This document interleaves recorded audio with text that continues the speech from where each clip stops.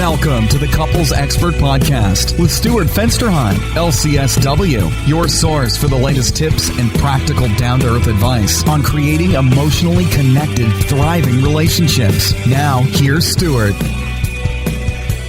Hi there, and welcome to the Couples Expert Podcast. This is Stuart Fensterheim, the Couples Expert. Today is February the 23rd, and it is 75 degrees here in Scottsdale, Arizona. And guess what? I looked it up, and in the East Coast, it is 33 degrees. I really like living here in Scottsdale and practicing and helping all the couples develop that close connected relationship that all of us really desire. And today, I'm going to be doing something special. I have with me a good friend of mine, Ariel Schultz Bradley, who is someone that I have known, and I can't even say it as I think about it, 10 years. We have known each other about 10 years, and we actually practiced together in Mesa, Arizona, and had a practice when I was basically working for some insurance panels and really doing the kind of work that really drained me until I really found emotionally focused therapy. Now that I've really found my niche and found that my passion, I feel more alive, more young, and being that I've turned 60 this year, it really is nice to be able to say, I am doing what I love with the people that I love. And Ariel has graciously agreed to come on the podcast. And just so all of you know, she is also someone who, through the course of life and events, has decided to also work at the Couples Expert. So not only do I get to spend the time with my friend, but I get to work and do the things that I love with the people that really I'm close to. And how can you I don't know what to even say about that. But I thought I'd bring Ariel on because I wanted to introduce her to my community. So Ariel, I want to talk a little bit about you. You are married, you're actually newly married, and she practices with mindfulness. And mindfulness is a topic that I've heard a lot about, but I don't know too much about. So I've really brought her on for two reasons. One, because it should be fun. And two, because I want to have her talk a little bit about her passion, which is helping couples with mindfulness. So Ariel, I really want to welcome you here to the Couples Expert, and thank you for joining me today. Thanks, Stuart. It's good to be here. Thanks for having me here. You know, one of the things I like to ask couples or people that come on my show, and I want to make it the same with you, is talk a little bit about what made you decide to go into this crazy field of couples and counseling, and a little bit about your path as a counselor. Well, ever since I was really young, I enjoyed the process of kind of watching relationships and seeing how they develop and seeing how the mind works and how people relate to each other. And I think the insight, I'm very insightful, and I enjoyed learning about psychology in high school. And I always wanted to help people. I always wanted to help people get along better. I grew up in kind of a tumultuous family where there was a lot of arguing and conflict, especially between my parents. And so I decided that I wanted to help people. I was a mediator of sorts and enjoyed the process of helping people learn to understand each other so that they could get along better and have more loving, close relationships. So you're saying that as a kid even, you were a mediator or helping your parents sort of get together and not fight so much? Sometimes I was a bit of that peacemaker in my family. Yes, I played that role. Since we all do play different roles, that tended to be mine. Yeah, you know, my daughter was something that my wife and I used to call her a reporter, because she was one of these kids that would actually, after things would happen in the house, she'd go around the neighborhood and telling everybody about it, because she wanted to report to every single person she knew, because she knew better than anybody what was going on. And that's not always so much fun. No, it's not. I don't think I was quite that boisterous or, open to everybody, but I did enjoy talking to people and getting to know what they were feeling, what they were thinking, and how I could help them to have more insight in their own life so that they can improve how they felt about their relationships and themselves. And through the course of your sort of growing up and also as an adult now, what are some of the things that you feel like you've learned about relationships and the importance of being in a connected relationship and how it sort of helps an individual? Well, I recognize that through my own kind of personality, which I think that, we each can kind of look at ourselves and say, I like to feel really close to somebody, or I'm a connected person. And I think overall, that's pretty much all of us. And we might have different levels of comfort with different levels of intimacy. But ultimately, I was somebody that enjoyed being able to share in every aspect and feel close to somebody. And so unfortunately, I had to learn through my own personal life that I chose partners that tended to not share in the desire to be as close, maybe only because they themselves may have been anxious or fearful, which is often a lot of the characteristics of the people that I work. They're fearful to show who they really are.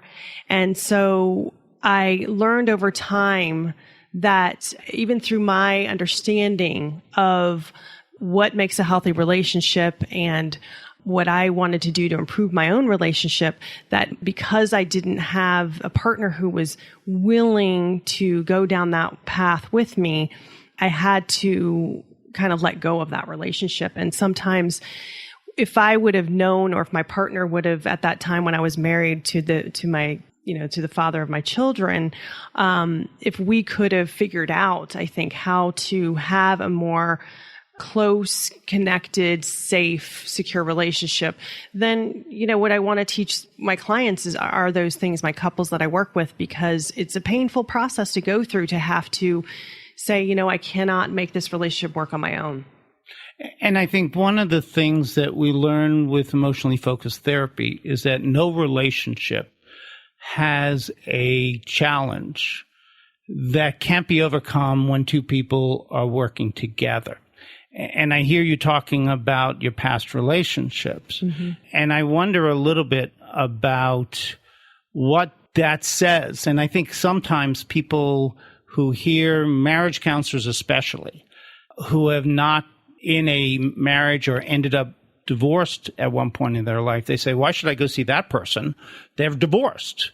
How can they help me? Mm-hmm. How would you respond to something like that? Well, it's almost like saying, I can't go see an addiction counselor because you've never been an addict. And some of it to me is the opposite, which is because I've been through knowing what it's like to feel very alone in a relationship and going through the process of needing to let that relationship go, but then finding myself following my divorce and learning, what do I really want? What does create the ingredients for me to feel happy, secure, safe, bonded with somebody? So I know the difference. I have the contrast. So I can sit with my couples and I can tell when they are feeling safe and close and when they're not, because I've been on both sides of that. And I think what I say to a lot of my clients is that the loneliness of being alone is nothing compared to the loneliness of being in a relationship feeling alone. Absolutely. I've said that same thing as well. And I think one of the things with emotionally focused therapy and in the couples work that we do here at the Couples Expert is really identifying the attachment needs that you have, mm-hmm. and that all of us have different things that bring us to the table, our life experiences, and to be able to sit down with your partner and to talk about what are your needs. Is it a need to feel secure? Is it mm-hmm. a need to feel important? Is it, mm-hmm. What we say quite a bit is, can I count on you? And if I call, will you be there? Right. And I think sometimes sitting down with a partner that you're married to and trying to sort of pull that apart and figuring out what do each of you need to feel loved. Mm-hmm. And if the needs are too different, mm-hmm. if you're not going to be able to meet each other at a primal place, at a place, not a secondary emotion, but a primary mm-hmm. emotion, and if your partner wants one thing and you want another, mm-hmm. going your separate ways doesn't mean you failed. And I think that's the key. It's finding someone who has similar attachment needs, isn't it? Absolutely. I completely agree. And, when you're younger and you don't always know, who you are, what you want, you don't always have a good understanding of what even love is, especially if you do come from a family where love was not such a healthy, experience as far as how your parents might have shown love for each other. So for me, that's absolutely true. It was a very painful decision to let go of that marriage and to move on. But I did it after many years of soul searching and making sure that it wasn't anything I needed to change about me. And I did a lot of work to make sure, with the tools that I learned as a therapist and personally doing inventory. And, nobody wants to get divorced. Nobody gets married with plan B in mind. That they're going to get divorced. So when that happened about 5 years ago, it was a good decision for me. It was a difficult decision. Of course, it's always very traumatic for, everybody involved, especially your children, because they don't have that choice. So the rebuilding process is really the key. And as I rebuilt and learned, again, like I said earlier, about who I was and what was it that I needed in a relationship, I figured out that my needs were to feel important. My needs were to feel like a priority, to feel like I was being attended to, and vice versa, that I would do the same for the other. I was very good at giving, and I needed to also learn to receive and find somebody that also was good at giving to me. One of the things that we were sort of talking about before we started recording was how long you and I have known each other. And it's been basically about 10 years. Yes. And one of the things that I remember when we were going through this, and this is sort of an offshoot of the discussion we're having, which is that I had known you for a number of years. And one of the things that I always remarked to myself, at least, about was sort of the heaviness that I saw in you as you were going through this process. And even, I think more importantly, the time before the decision was made. Yeah. And that, the life sort of being sucked out of you almost. Yes. And I wonder if you want to talk a little bit about that and how that sort of played itself out as a therapist, especially. Being a therapist and trying to uplift your clients. And people come to you with all sorts of issues. Right. And you're the one that they're sort of saying, tell me how to be happy. Right. Well, one of the main things that I would say about what I pride myself on is being honest, being authentic as a therapist, as a person. So it was a very heavy time for me to be in a position where I was teaching, guiding, giving, advice to couples about how to be closer, about how to love each other and learn to connect more. And I was not figuring that out for myself at home.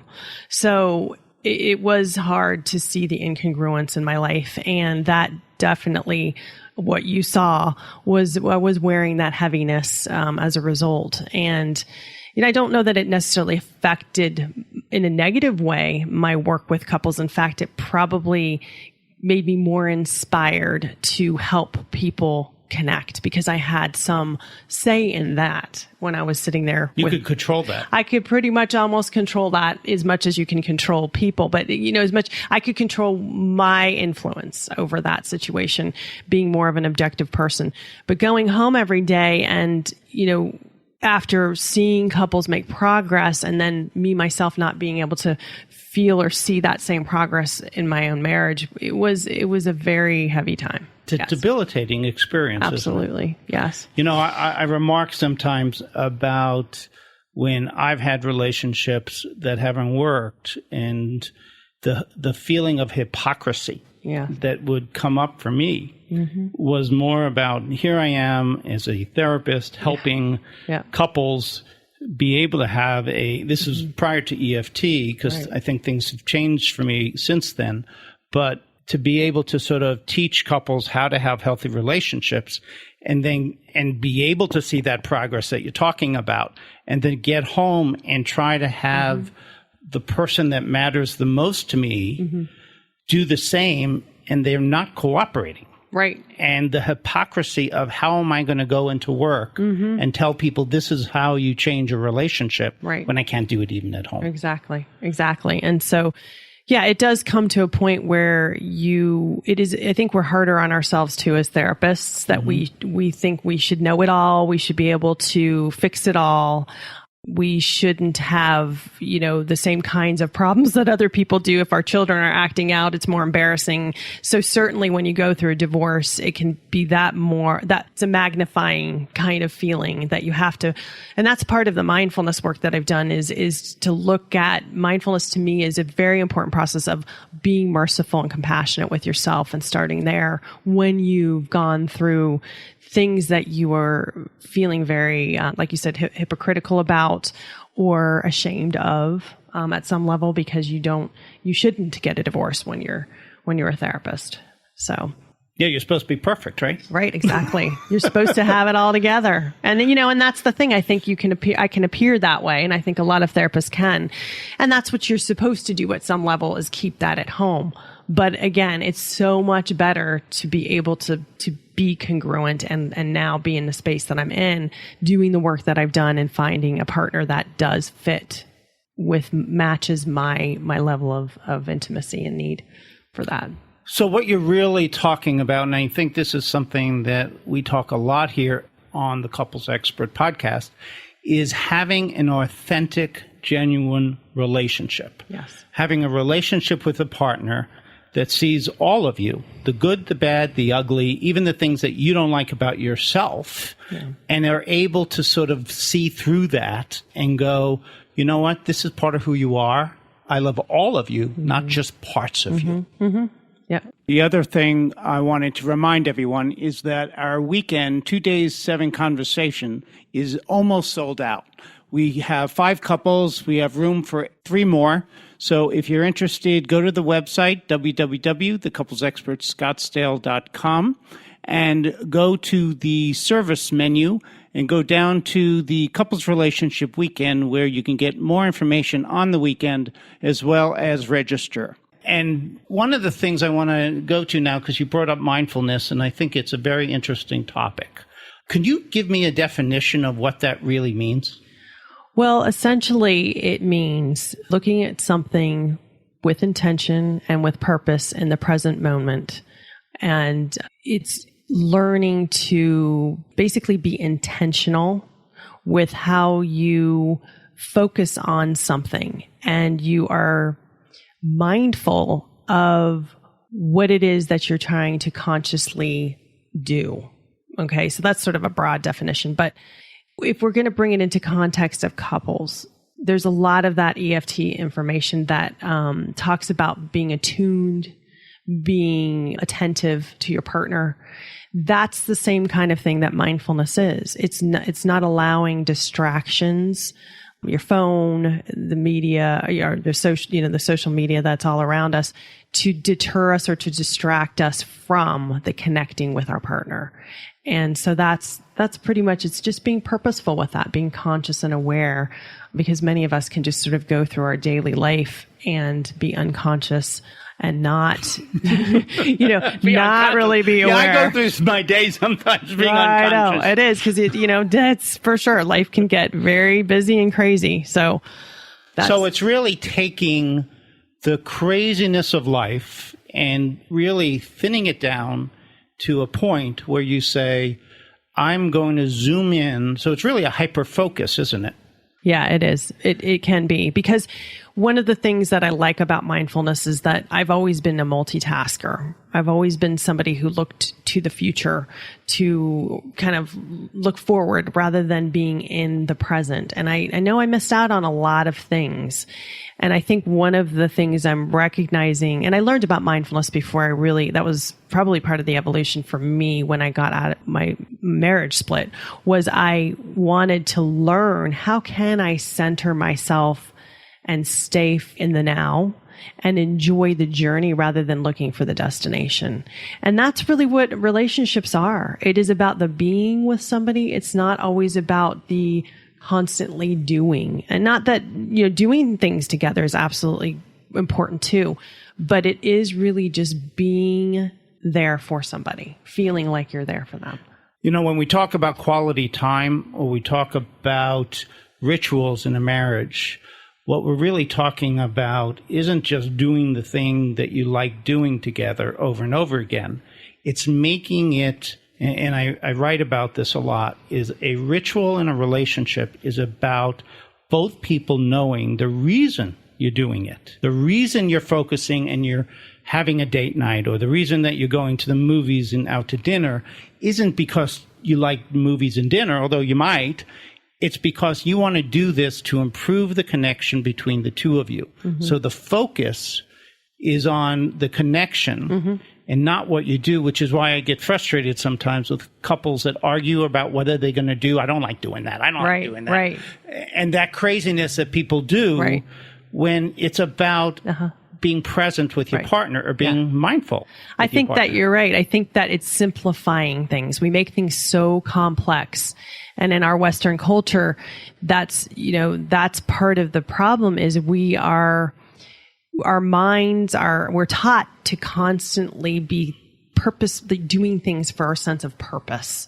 And, the purpose, like you just said, is pretty simple. It's really just about being together. It can be just a walk in the park. And it's about observing things and talking and connecting and sharing and responding through either, just showing eye connection or eye, contact, that kind of thing. So it really isn't as complicated as we like to make it.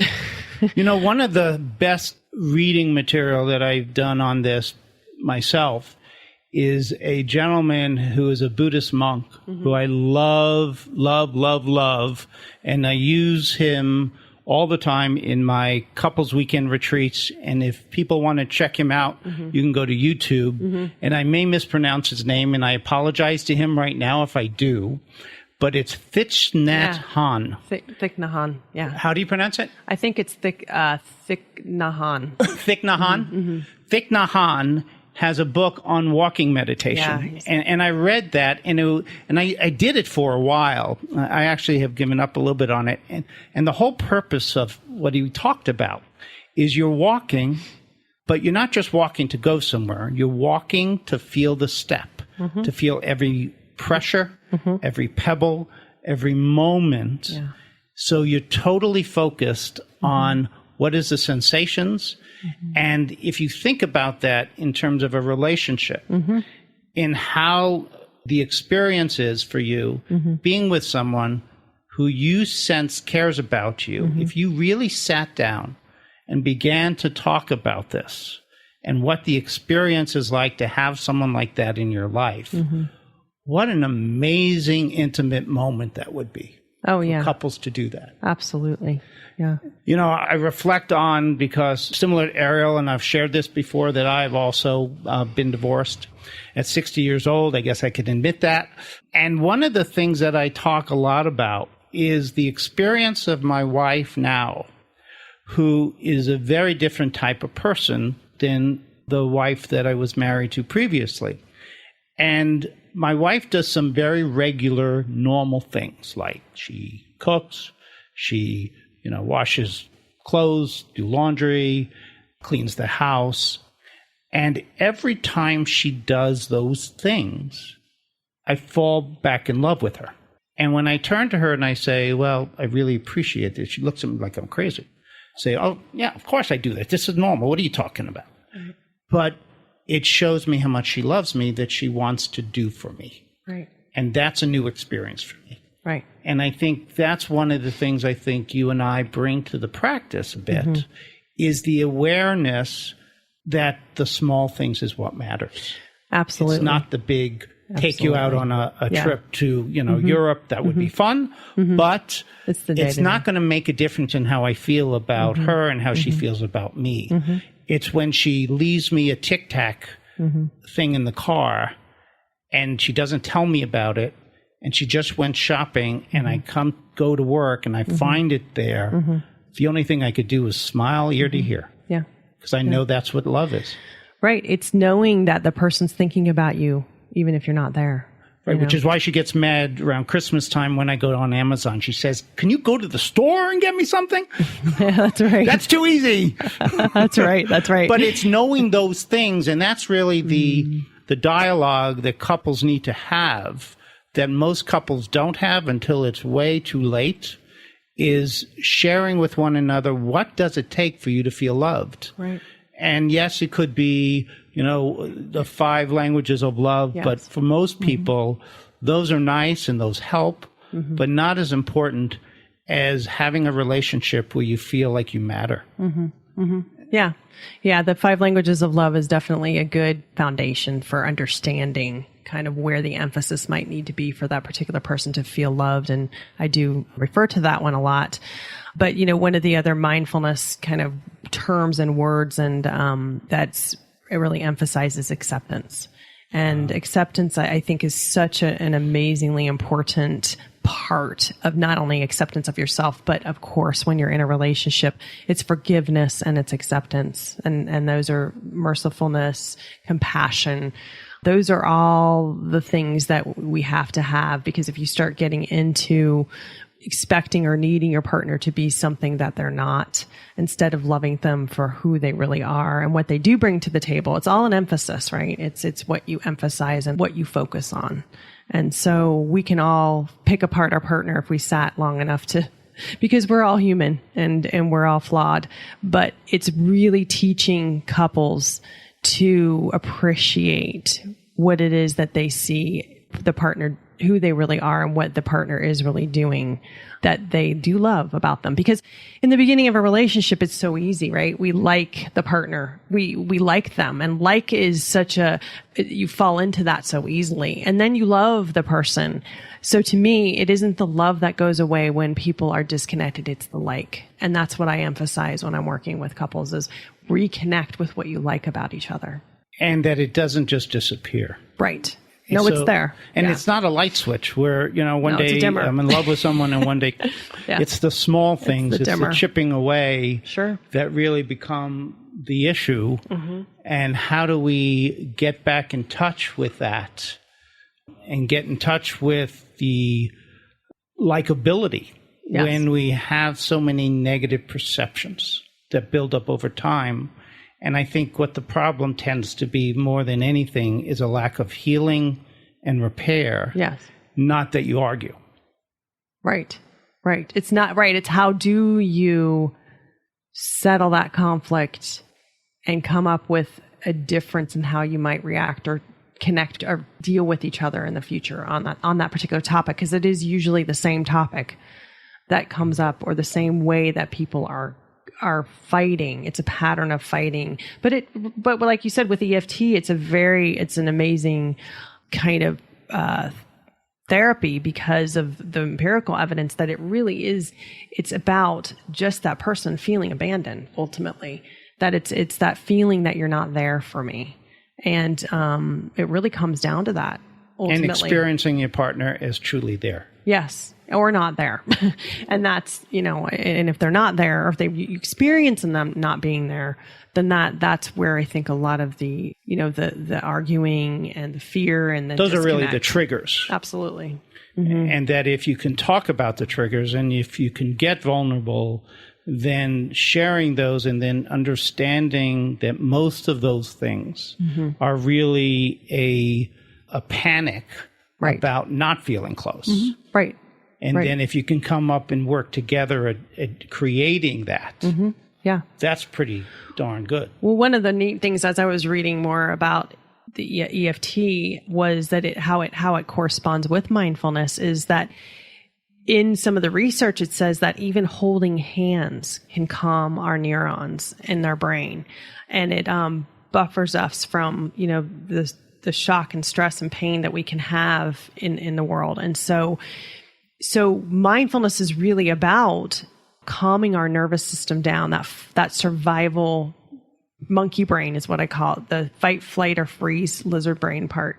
And so, we that don't look like a lizard. No, it doesn't. But it's that caveman part of our brain that we didn't before we evolved and have the higher mind now. But a lot of us, when we're triggered, we go into that survival mode. And I was just talking to a client today about how she was feeling that, and it really wasn't about her husband, but she needed him to hold her.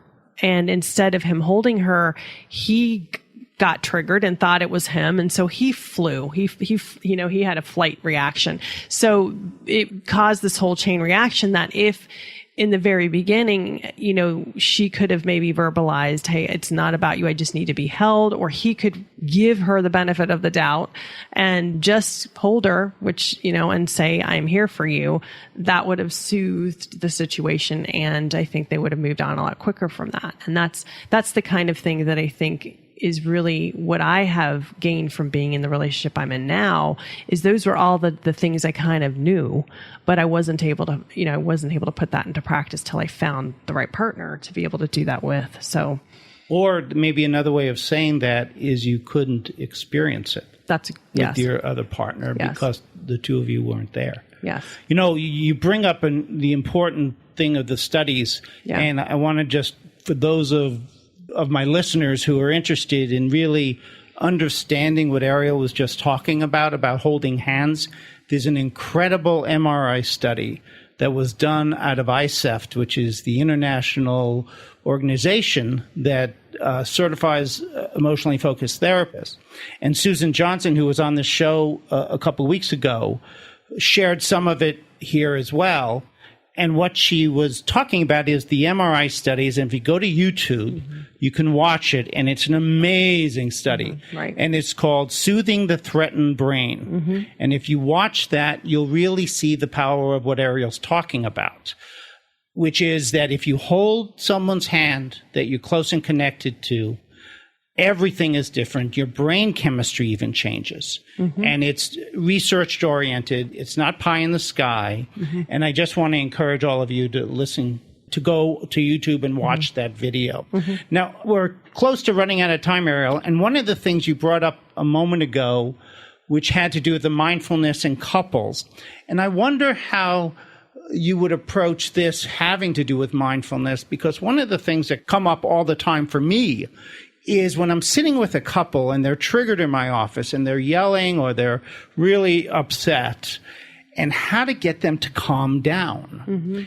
And I wonder if mindfulness has a place there. Well, I certainly think so, because, when it comes down to it, we each have our own individual responsibility to learn how to kind of know what our triggers are and learn ways to manage our triggers. And the most healing of it all is to get our partner to be understanding and there for us when we are being triggered. But realistically, especially when couples have gone down the road of having conflict and a lot of projecting and all the stuff that we see often when people walk through our doors, mindfulness is the individual part that we each can have of just breathing, stopping, taking a moment to center ourselves and use even, cognitive thinking, thoughts, things that can, mantras, things that can help us to say, okay, they're on my side. Why am I seeing them like the enemy? And so that's our job, right? Is when we're seeing the craziness is to interrupt that process and to help each person to settle down and use whatever mechanism we can teach them to breathe through it, to calm down, to start to, own their part in how they are perceiving potentially, and also how they're reacting and causing it to be more charged rather than the other direction, which is to feel closer. So it's, it's getting them to see that. Is this interaction going to bring you closer? If that's your goal, if you want to be closer, which 99.9% of the people walking through our doors want that, then that's the mindfulness piece of it is helping them be more intentional about, is this behavior going to bring you closer, or is it going to make you feel further apart? And having a commitment to making sure that you don't do anything that goes against that principle. Exactly. And that goal that you have. Right. I want to thank you very much, Ariel, for coming on. And you're so genuine and gracious and giving. And I can say that without it being tongue-in-cheek because I've known you for 10 years. Well, thank you, Stuart. And one of the things that's exciting for me is to have you working here alongside myself, helping the couples of the world really make a difference in their life. And I wanted to let everyone know that Ariel is also part of the practice that does the 30-minute free consultations. And all you do is go to our website, which is www.thecouplesexperts.com. That's thecouplexpertsplural.com. And you can sign up for a free 30-minute consult there. The other thing is when I hear you talking and how realistic you are and how genuine you are, I wanted to sort of close with a more personal kind of question. And that was that you talked earlier about being merciful and compassionate. And I wonder if you're willing to share a little bit about how those two things, those principles, have impacted you both personally and professionally, and what have you learned about yourself in trying to be more merciful and compassionate? Well, one of the things I think is true in the 20-some years that I've been doing counseling is that we are all very hard on ourselves, probably harder on ourselves than we are on anybody else. And so when we don't have that awareness that we can be unforgiving with ourselves and conditional with ourselves, then unfortunately it can trickle into our relationships with others. And so my journey has been because I am very, very hard on myself and a perfectionist, as we spoke about earlier. With being a therapist, you hold yourself to a certain standard, and I've always been that.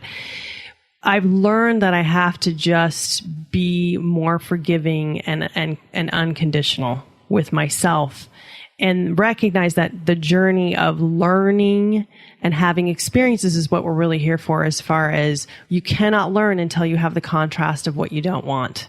And sometimes gathering data means you end up sifting through a lot of things that you don't want and doing a lot of things you don't want, and then learning what you really do want.